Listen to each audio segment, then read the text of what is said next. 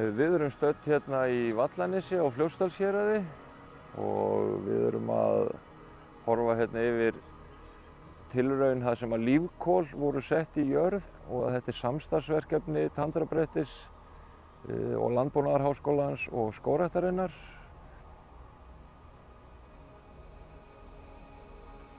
Hér erum við að fara að búa til lífkol úr fyrsta grisjunarveiði úr lerki.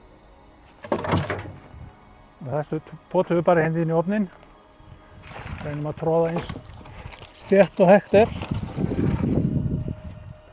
Og það gerum við með því að sitja hérna inn í þennan ofn, svona cirka rúmmeter af timbri, og úr þessu kemur svona einn sekkur af kolum, sem sagt ómulið.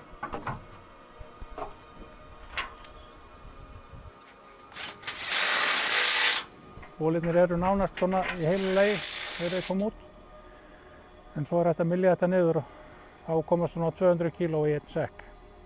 Út úr þessu koma 96% kolefni sem verður eftir í kolunum.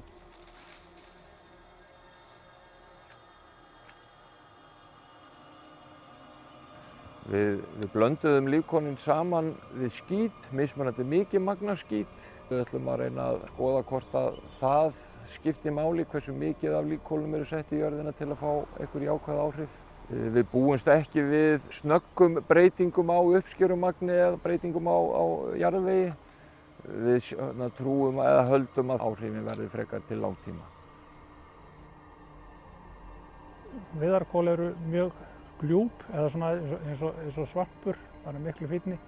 Mér er sagt að einn svona tommukubbur, hann sé á stærð við 2 fótboltavelli, en mér sagt þegar búið er að fletja hann út, setja allt yfirborðið á einn flöt. Þetta er notað til þess að sía til dæmis landa, sem við þekkjum flestir, og hérna svo er þetta notað til þess að bæta jarðveg og mold.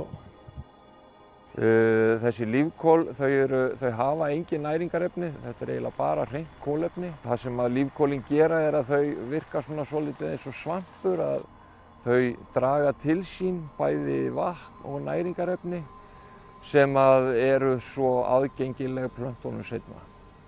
Pröfuðum líka að setja jarðkolin eingöngu hrein í jarðveg til að skoða hvort að það virki eins vel. Það var hérna gert á annarri jörð og þar notum við eingöngu tilbúin áburð.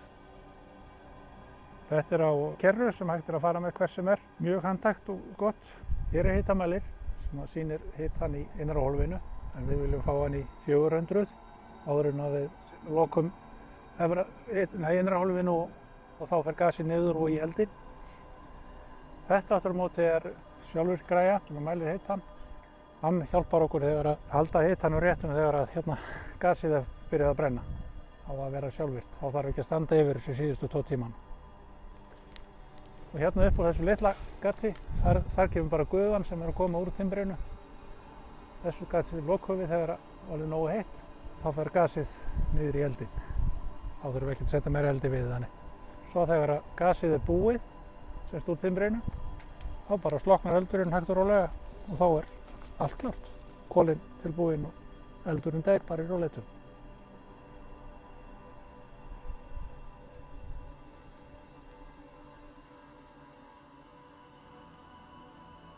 En það sem er kannski áhugaverðast fyrir íslenska landbúnað er að sjá hvaða áhrif þetta hefur á uppskerumagn og jarðvegsgæði, því að erlendar rannsóknir hafa sýnt ótvíræða jákvæða áhrif á því að setja lífkol í.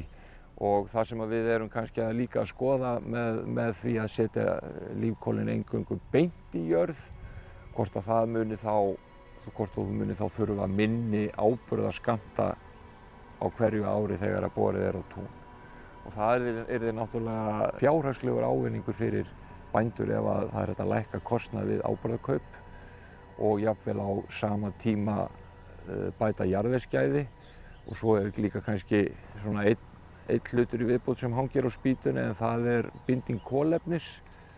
Að það er líka verið að skoða það hvort að hægt sé að fá borga fyrir kolefnisbindingu með því að setja lífkol í jörð.